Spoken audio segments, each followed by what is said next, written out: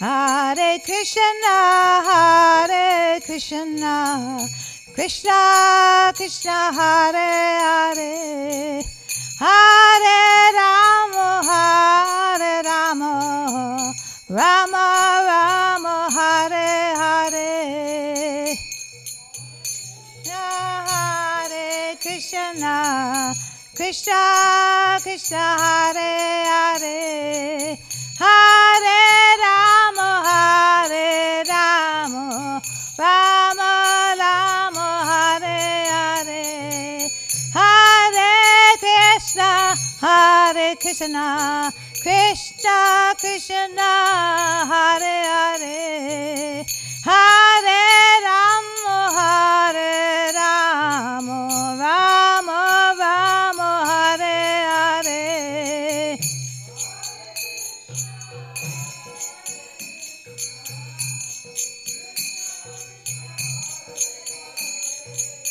Hare Rama, Hare Rama, Rama Rama, Hare Hare. Namo Vishwamandaya Krishna Prashaya Bhutale Srimate Bhaktivedanta Swaminiti Namane Namaste Saraswati Devi Gauravani Pacharane Nirvisheshanavani Prashyati Deshtarane Namo Vishwamandaya Krishna Prashaya Bhutale Srimate Namo Krishna Goswaminiti Namane.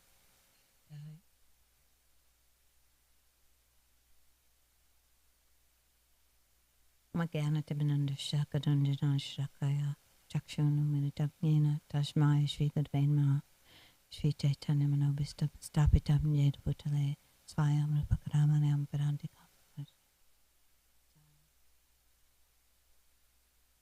So first I'd like to ask the blessings for all the devotees assembled. Hare Krishna and all near and far.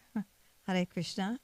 My name is Nandini, Devi, Dasi, and I'm a disciple of Tamal Krishna Maharaj and a grand disciple of His Divine Grace, A.C. Bhaktivedanta Swami Srila Prabhupada, who, by his causeless mercy, crossed a perilous ocean to deliver all of us. None of us would be here if it wasn't for the causeless mercy of Srila Prabhupada. Srila Prabhupada ki jai.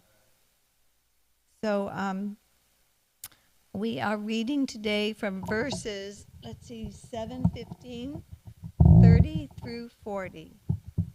And so let me pull that up. My little Veda page, 7 through 40. And it's on the board. So let's see, our 7:15, 30 is the first verse.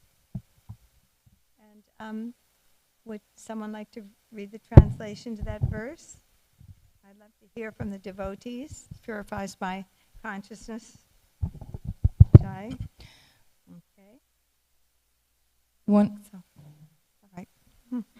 One who desires to conquer the mind must leave the company of his family and live in a solitary place, free from contaminated association.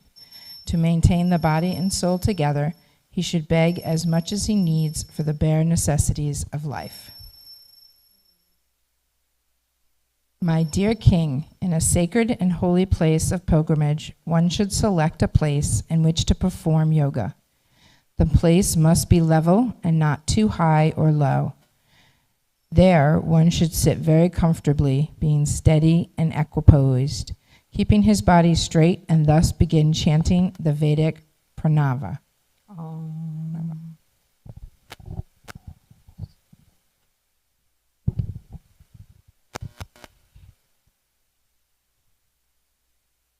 While continuously staring at the tip of the nose, a learned yogi practices the breathing exercises through the technical means known as Puraka, Kumbhaka, and Rechaka, controlling inhalation and exhalation, and then stopping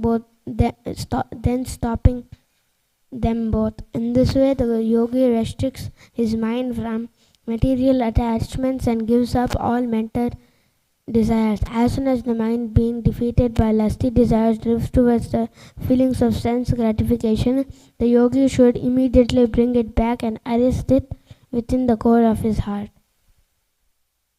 Oh, thank you. Text 34. When the yogi regularly practices in this way, in a short time his heart becomes fixed and free from disturbance, like a fire without flames or smoke. 35. When one's consciousness is uncontaminated by material lusty desires, it becomes calm and peaceful in all activities, for one is situated in eternal blissful life. Once situated on that platform, one does not return to materialistic activities.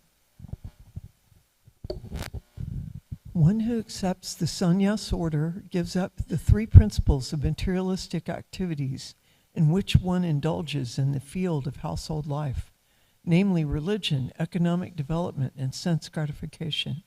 One who first accepts sannyas but then returns to such materialistic activities is to be called a vantasi, or one who eats his own vomit. He is indeed a shameless person. Hare Krishna. Sannyasis who first consider that the body is subject to death when it will be transformed into stool, worms, or ashes, but who again give importance to the body and glorify it as the self, are to be considered the greatest rascals. It is abominable for a person living in the Grihastha ashram to give up the regulative principles, for a brahmachari not to follow the brahmachari vows while living under the care of the guru, for a vanaprastha to live in the village and engage in so-called social activities, or for a sannyasi to be addicted to sense gratification. One who acts in this way is to be considered the lowest renegade. Such a pretender is bewildered by the external energy of the Supreme Personality of Godhead, and one should either reject him from any position or, taking compassion upon him, teach him, if possible, to resume his original position. 40. The human form of body is meant for understanding the self and the Supreme Self, the Supreme Personality of Godhead, both of whom are transcendentally situated. If both of them can be understood when one is purified by advanced knowledge, for what reason and for whom does a foolish, greedy person maintain the body for sense gratification? Hare Krishna. Thank you. So I guess I am going to read verse 7. Right. So bear with me, my Sanskrit is not the greatest. So Hare Krishna. Ya pravajagat gahat purvam Javak prapa panat purna purna Yadi sevatyatan bhikshaha Javai vatya apatrapaha Yapran prapravajagatat purvam Vivagava panat purna Yadi sevatata bhiksha Savai vatya apatrapaha Yapravajagat purvam Vivagava panat purna Yadi sevatata bhikshu Savai vatya apatrapaha. So word for word, ya, one who, pravaja, being finished, for good and leaving for the forest.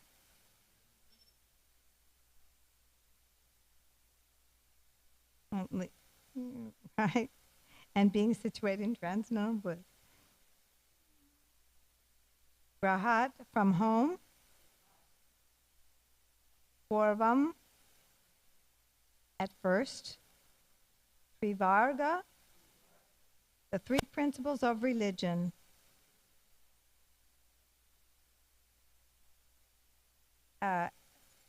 Economic development. Are we going to continue, or I'm reading that? Religion, economic development, and sense gratification. Hare Krishna. Avapanat, from the field in which they are sown. Punaha, again. Yadi, if. Sevita, should accept. Tan, materialistic activities. Bhikshaha, a person who has accepted the sannyas order. Saha, that person. Vai, indeed. Vanta ashi, one who eats his own vomit. Apatrapaha, without shame. So the translation which we read again, one who accepts the sannyas order, gives up the three principles of materialistic activities in which one indulges in the field of householder life, namely religion, economic development, and sense gratification. One who first accepts the sannyas, but then returns to such materialistic activities, is to be called a vantasi, or one who eats his own vomit. He is indeed a shameless person. Purport by A.C. Bhaktivedanta Srila Prabhupada Ki Jai.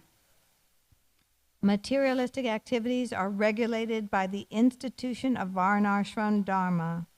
Without Varnashram Dharma, materialistic activities constitute animal life.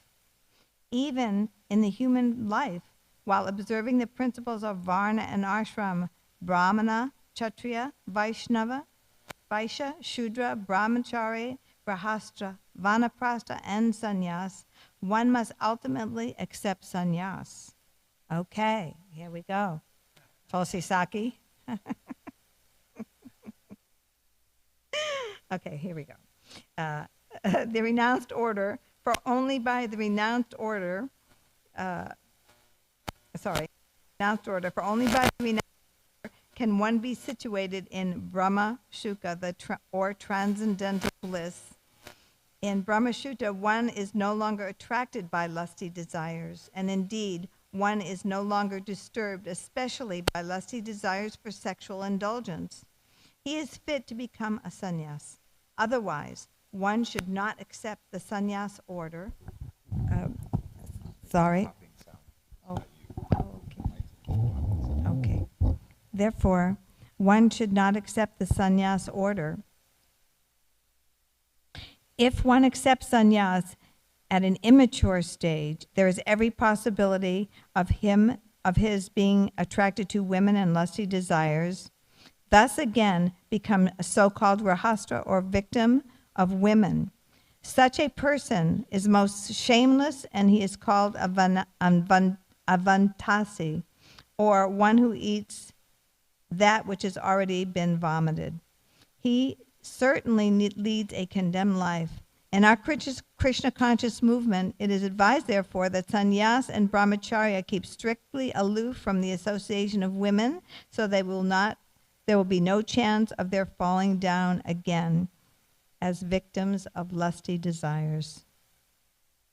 Srila Prabhupada Ki Jai. Well, when Tulsi Saki told me that this was the verse I was going to read, I said, I don't think I want to read this verse. Really.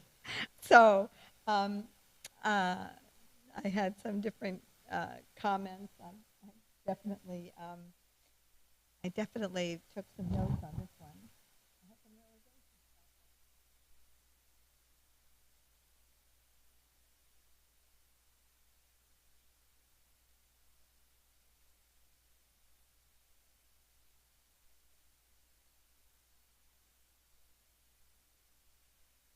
So let's try and unpack this verse a little bit, see if we can get some realizations about this. One thing I just wanted to comment on, I remember a class that Srila Gurudev gave about, lusty women, and he also said, what about lusty men? So I remember that comment. So that is to be considered. We know in our society, many times, women have been victim to lusty men, abusive men in the early years. So both things are there. So we have to be very cautious of both things in our lives. Let me put on my little. Okay, so here we go. So a couple of things I wanted to comment on. The first thing I referenced was in the CC Adi 1.64, and we know this verse, in the age of Kali, 5 acts are forbidden. The offering of horse sacrifice, which of course we know that King Yudhisthira was renowned for this, and it was described, even though we think, oh my gosh, horse sacrifice, what is that? But actually it was very purifying yagya, and very costly to perform these yagas. And it was described that the horse would then regain a youthful, beautiful body once again. So we're not talking about abuse to animals. Just wanted to make that point. So the offering of cow sacrifice, the acceptance of the order of sannyas, the offering of flesh to the forefathers, a man's begetting children by his brother's wife. So this verse was in the CC. So let's discuss this a little bit. So regarding this verse, there were some comments that Prabhupada made about there's different aspects of sannyas. I don't know all of them, but I know one, which is called karma sannyas. And this is when a sannyasi would leave home completely and go to the forest. So that was definitely not recommended in this age. And actually, Bhakti Siddhanta Saraswati Thakur, the beloved spiritual master of Srila Prabhupada, he practiced Devi Varnashram, and he took up the Tridandi sannyas order. And in order to, preach the mission of Lord Chaitanya all over the world. So he introduced this whole process. Now, so we can understand that it's forbidden in this age. And even Sarvabhauma, when Lord Chaitanya took sannyas, he warned him, oh, my dear Lord, you're very young. Please be careful. Right? So in that regard, many young devotees, very young, 20, 24, took sannyas. Why? Why did Prabhupada give such young men sannyas? Because he was trying to establish and push forward the Krishna conscious movement, and somehow or another, just exactly for the reason Lord Chaitanya took sannyas, he commanded respect. And in that way, he, at a very young age, left the goddess of fortune, his beautiful wife, and took sannyas. So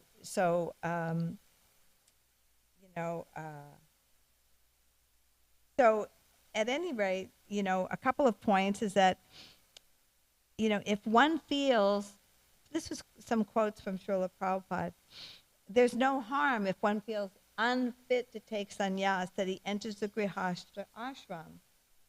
If he feels he's weak in one place, doesn't mean he should stop fighting. Prabhupada said, never give up the fight. Never give up the fight. He shouldn't stop fighting, but rather he should be situated. If he's agitated or doesn't feel that he can maintain at such a young age these sannyas vows, Prabhupada didn't want them to dive back into the material world. He didn't want him to leave. He said, stay in the fight. Get situated. If you're agitated, get situated. Go into Grihastha ashram. He gave a really nice example about Gajendra and the crocodile, which I really liked. He said, one must stay in one ashram that is suitable for him. One should not go away and be attracted by Maya. Taking shelter of Krishna as Gajendra did. He said, one must stay in the ashram. One should not go away to fight the crocodile of Maya, he said. And he should stay in the fight as Gajendra did. So I thought that was a beautiful analogy. Pastimes of the crocodile and Gajendra, and how for, I think, was it 1,000 years, they battled. And it was very challenging because, you know, the crocodile was of the water. And Prabhupada equates that to the Maya in his comment. And Gajendra remembering his previous birth, he actually prayed to the Lord and was saved. So I thought that was a beautiful analogy that Prabhupada gave. And there's another comment, Lord Chaitanya says, Shtane Shita Shuta Gatim Tanvan Manobi. One may be in one position or another according to destiny. But in any case, one must continue to hear the activities and pastimes of the Supreme Lord, regardless of whatever circumstances we find ourselves in. So, in that regard, I was reflecting on a few devotees that I know personally. One, Hari Sori Prabhu, that took sannyas, served Prabhupada. Naturally, we know him. He wrote all the transcendental diaries about his personal pastimes with Srila Prabhupada as serving him. But for some reason, he felt he couldn't maintain this sannyas order. So, he married a beautiful, I remember Dwaita Chandra, a dear friend of mine, when we were living in San Diego.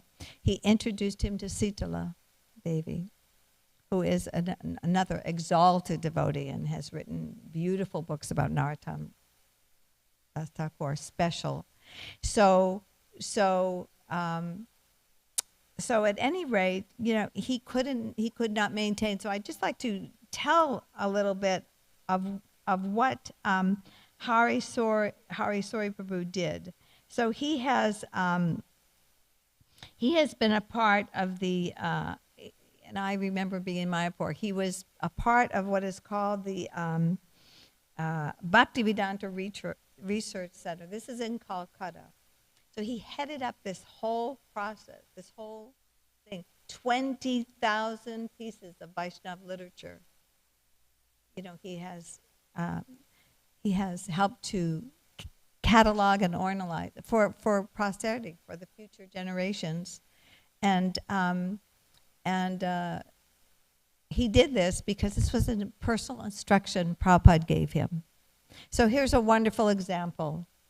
So how do we work this? If a sannyasi falls, it's like he's eating vomit, basically. However, if we look at the Acharya, the pure devotee, the Paramahamsa Srila Prabhupada, he was an ocean of mercy and compassion. And so he understood, and there's comments there how these young disciples were totally really unfit to take sannyas. But it was like he was trying to do the needful, to push things forward.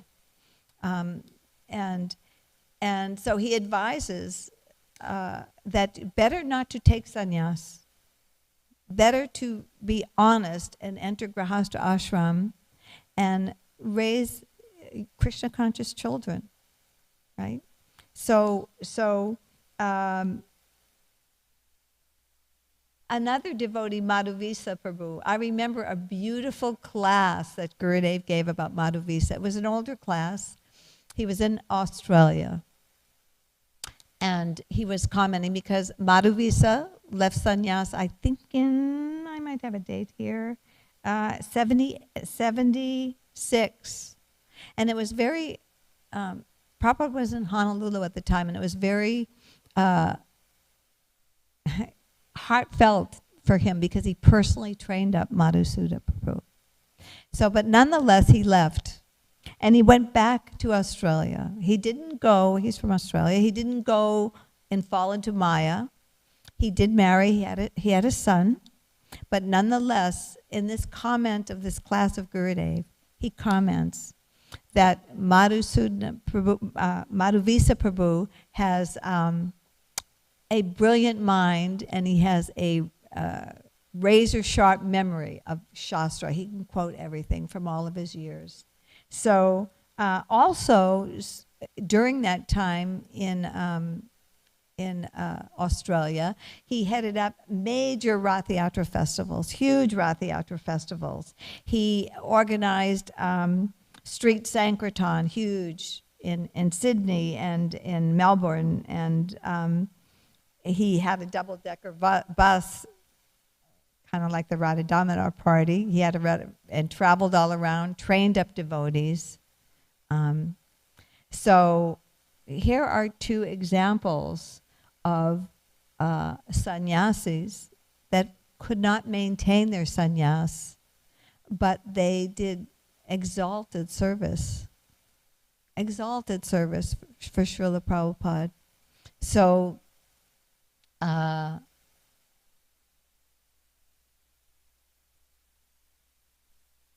yes, there is a silver lining in all of this, and some of the other verses I wanted to comment also. There's comments about householders and entering grahastha life and living with children. So the difference naturally between a grahastha is that they're following the regulative principles, they're following the orders of the spiritual master, they're chanting Hare Krishna, Krishna Krishna, Hare Hare, Hare Ram, Ram Ram, Hare Hare, on their rounds, as Srila Prabhupada minimized, 16 minimum they follow, and they're raising their children in Krishna consciousness. So this is very exalted. And there are devotees in the community, just like our beautiful temple president here, Nisringarupa, and his wonderful wife, that are raising Krishna conscious children. She teaches mridanga to all these children. So special. You have Sham Keshava and his beautiful wife. I mean, I was on the altar dressing a week ago, and his daughter leads Gaur Artik in the evening, raising such just heartfelt, beautiful children. Achyuta Govinda also, big book, does books all the time. Beautiful children, beautiful wife. They cook. Prema Charu and his wife, they're on the altar. I was on the altar dressing. They were dressing in the evening, Radha Kalachandji. So this is very exalted. And Prabhupada said in his comment that such a grahastha is as good as a sannyas. As good as a sannyas. So this is, and then I was reflecting on days gone by. We have devotees like Indra Nilamani, who was a householder, and she was, at the time, the biggest book distributor in the world. Indra Nilamani. And then Yogamaya, who went out for years on book distribution. The mother, Neela Madhava, oh my gosh. And I was talking to Chaitanya the other day. We were reflecting on the blissful early days at Kalachandji's when we were both serving there. And I said, I so remember Neela Madhava on the Christmas marathon going around and distributing books. But she was so smiling, so beautiful. so enthusiastic, and people would give $20 and $50 tips to her. They were so appreciative, and Prabhupada liked Gurudev liked that. He liked the idea of cultivating not just a restaurant, but to try to cultivate people to not join the temple, because who joins the temple? No. Make your home a temple. Chant Hare Krishna, associate with the devotees. He really was appreciating that. And the day, you remember, when people would, brahmacharis used to walk up and down the hallway, and Gurudev said, no, this is over. You're not going to be doing this, because guests were coming, and he wanted to make a beautiful atmosphere. So he didn't want anyone bowing down. Exactly. So I was also reflecting in the early days how Srila Prabhupada really established his movement. First, I wanted to comment and back up a little about sannyas, and how Prabhupada said better to be honest and in this age be Krishna conscious in Grihastha ashram. But he also said, if you are strong, then you can take sannyas, like our Tamal Krishna Maharaj, like our Radhanath Maharaj, like our Giriraj Maharaj, like so countless many who took Krishna consciousness in their very youth, very young, but they were staunch and strong, and they maintained that sannyas order continually. So we have to make that distinction also. And also, I was reflecting on the early days, how Srila Prabhupada was so supportive and enthused and engaging all of his grihastha couples, like Mukunda and Janaki, and like Gaurasundar and Govinda, and like Shyamasundar and Malati, and so many. I mean, they were all originally in San Francisco. Shyamasundar had the idea, I want to go to England and I want to meet the Beatles. And indeed he did.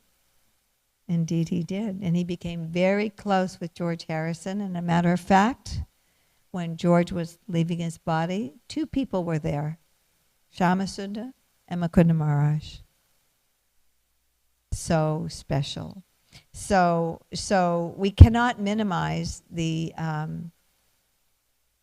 purity and potency of Grihastha ashram as contrary to Grihamedi ashram, where they don't follow any of the regulative principles, and just absorbed in family life, So there is a difference.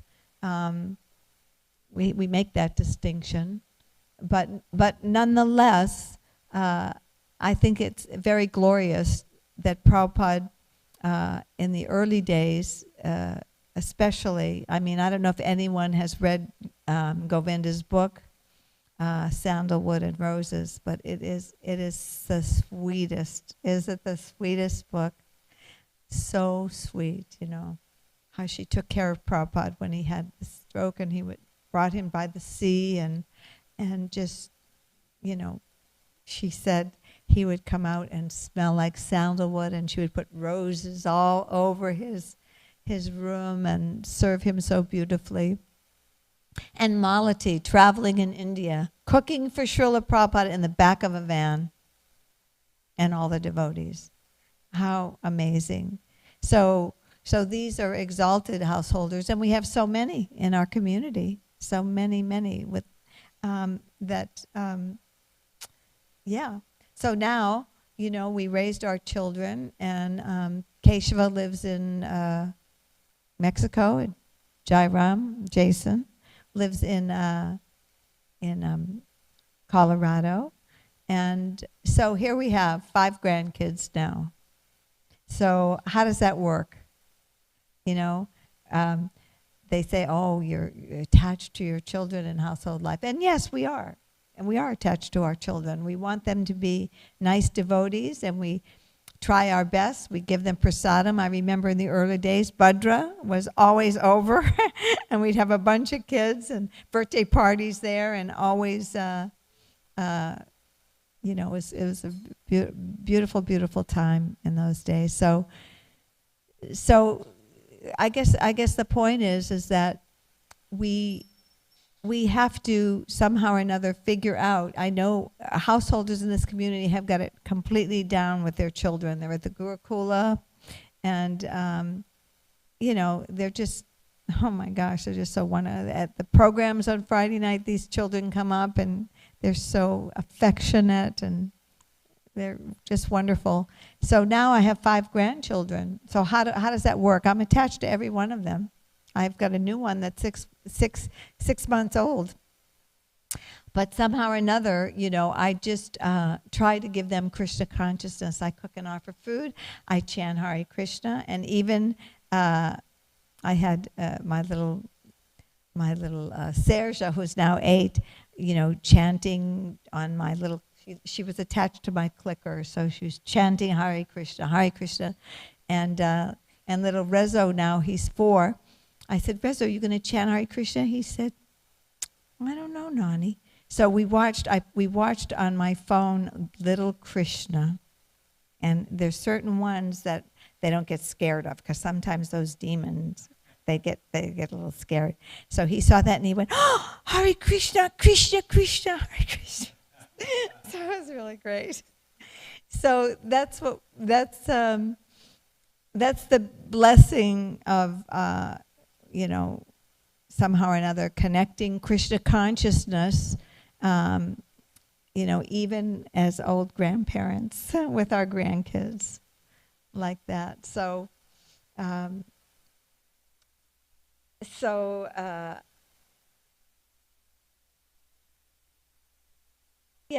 in closing, Prabhupada said in a lecture, a couple of things, but he said, especially in your country, to take sannyas is very difficult, and it should not be given, neither should it be taken. He said, actually, he says in sannyas in this age it's forbidden. But if you're very strong, he said, if you are strong, then you can take sannyas. And that's why I mentioned all these stalwart devotees. I mentioned a few that are, very young. And when, now our Giriraj Maharaj has retired in Vrindavan. I think he took sannyas when he was, 20, maybe 24. Served Prabhupada along with Tamal Krishna Maharaj. They would go out to make life members. They were instrumental in helping to establish the Mumbai temple. That was, Giriraj specifically was, vitally important. Prabhupada, they also helped raise funds for Vrindavan. Gurudev, Radha Damodar Bus, sent scores and scores of thousands and thousands and thousands to help build Mayapur. So, so now our dear Giriraj is retired in Vrindavan, holy Vrindavan, and let us pray. Let us just say a silent prayer for him. He was so supportive always in this community. When our beloved spiritual master left, he came over and over again. And I had this picture in my wallet, and I showed it to him. It's Gurudev and Giriraj Maharaj. And I asked him, I remember we were sitting there, I said, I have this very picture, let me show you. And he said, yes, that's when we were in Vyamasura's cave together. So how does it line up with this verse? I would like some comments. How does this line up with this verse of a sannyasi who falls? And yet we see the Paramahamsa, the pure devotee, Srila Prabhupada, showing so much mercy and and encouraging them not to leave. Stay in the fight, he said, stay in the fight. If you can't maintain, stay in the fight. And look at the exalted things, both of these devotees. I'm sure there's countless others, but we can think how many devotees the Prabhupada made. 10,000? Was it 10,000? 5,000 disciples? And I thought it was 10,000. And how many left and fell and went into the material pool again? You know, many. How many, where are they all? Many we don't see. But many are still doing so much service. Chakri Prabhu just poked his head in, and here he is, a senior dedicated devotee of Srila Prabhupada. And he has launched this amazing, weekly Harinam in front of traders, near traders, and distributing so many books. And it's just, this is so exemplary. He's always been a big book distributor, always. And he's got a beautiful wife, Vishnu Priya, who is just right beside him. Amazing cook. Just take Darshan, how gorgeous they dress. Shri Shri Radhakala Chanji Ki Jai every Thursday. It is like windows to the spiritual world. So beautiful, so ecstatic. So many beautiful fragrant flowers on the altar. So all glories to their service.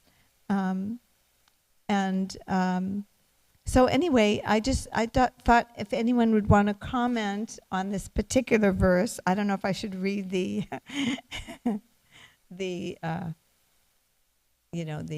comment again, but anyone have any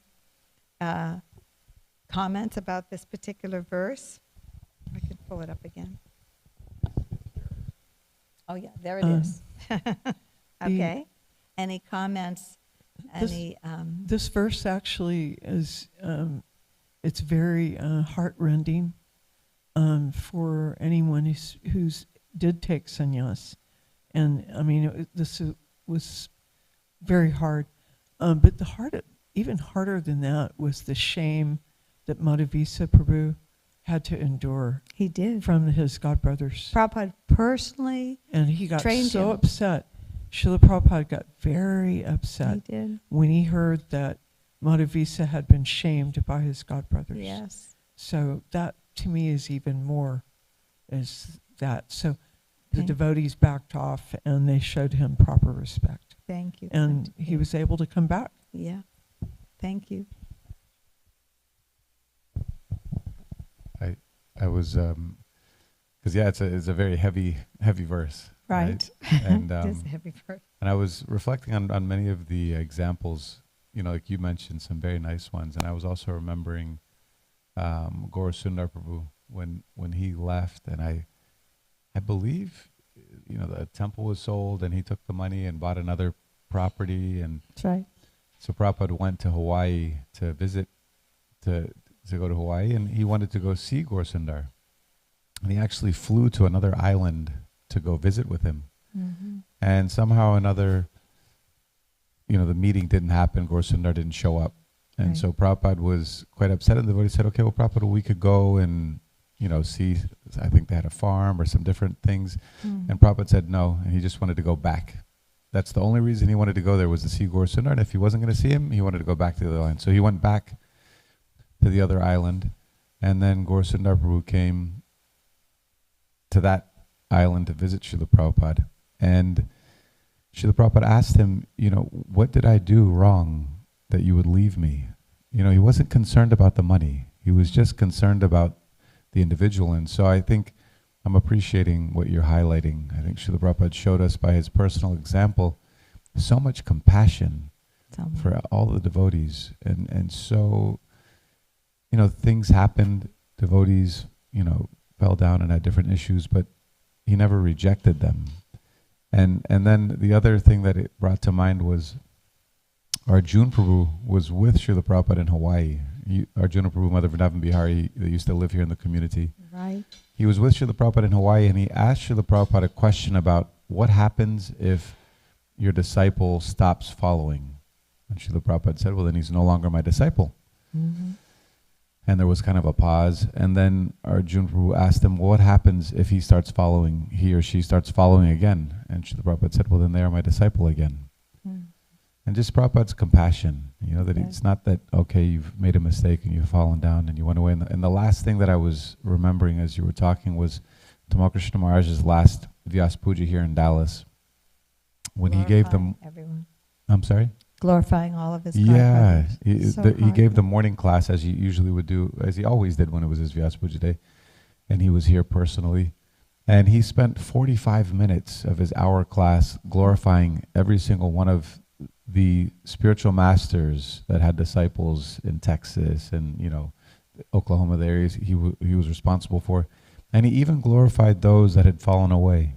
Kirtananda Swami. Yeah, he Yeah. appreciated He appreciated the service they did for Srila Prabhupada, and he glorified them so much. And so I'm just appreciating this mood. We're in the material world, and I can speak for myself. I have, ocean of faults and shortcomings, but just appreciating the compassion of Srila Prabhupada and that Tamal Krishna Maharaj showed us with devotees, that we help each other, we lift each other up, and we're all going to struggle from time to time.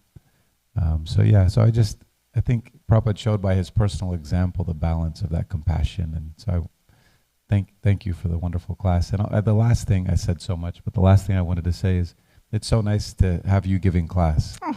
And I appreciate you and Rupanuga Prabhu. And I'm hoping that we'll hear from all of our senior devotees in the community, that they'll all take turns giving classes, because I think it's so important for us to hear from you all and to develop those relationships more and more. So thank you so much for the wonderful class. I just want, Hare Krishna, you have a comment? Kartikeya Prabhu?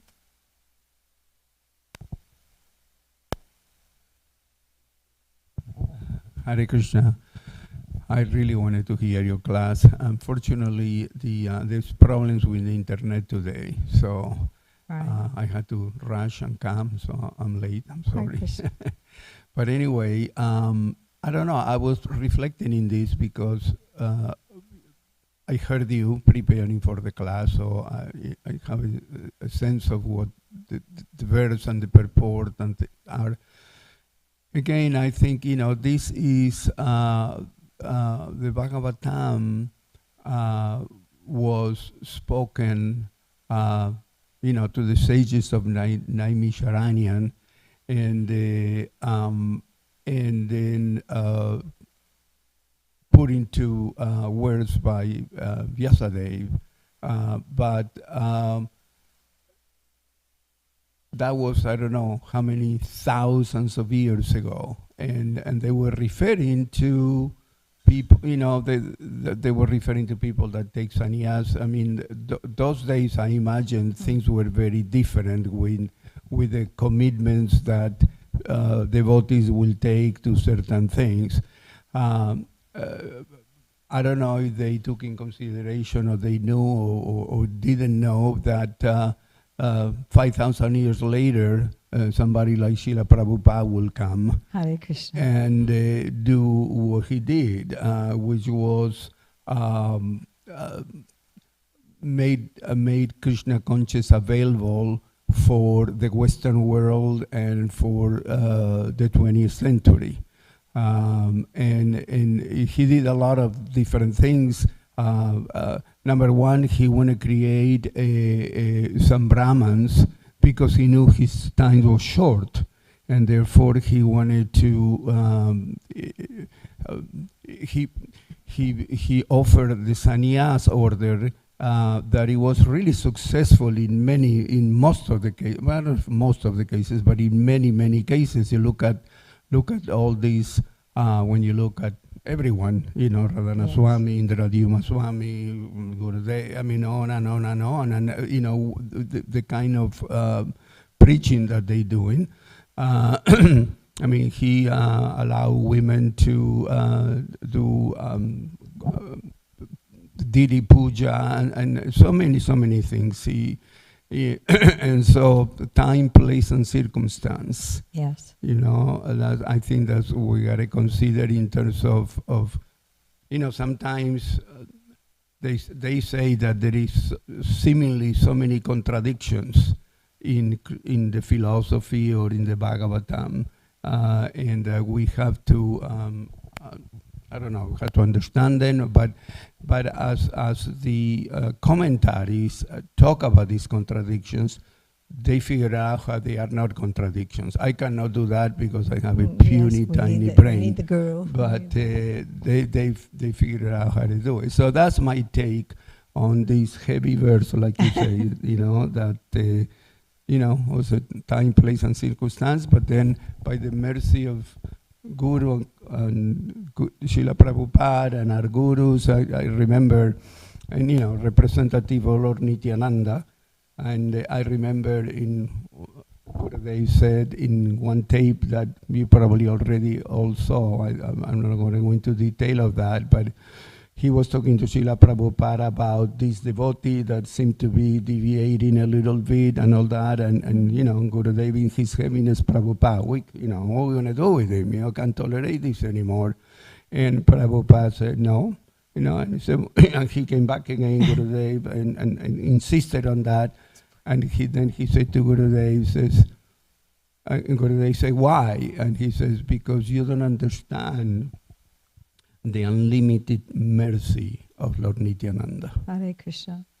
So that's what Srila Prabhupada gave us. Jai. And so, we are in this Kali Yuga, and all glories to these devotees. But if Prabhupada knew that it may be many banana peels on the way and will slip and fall, but he said, get up, come back, and let's keep going. Yeah, Hare Krishna. So I'm just going to close with this beautiful verse by Srila Sanatana Goswami on chanting. I thought this was a nice way just to close the class really quick. All glories to the all blissful holy name of Sri Krishna, which causes the devotee to give up all conventional religious duties, meditation, and worship, when somehow or other uttered even once by a living entity. Jai Chakri Prabhu. The holy name awards liberation. The holy name of Krishna is the highest nectar. It is the very life and my only treasure. Hare Krishna. Thank you. Jai. Jai. Hare Krishna. Thank you. Ki Jai. Jai. Oh, Hare Krishna.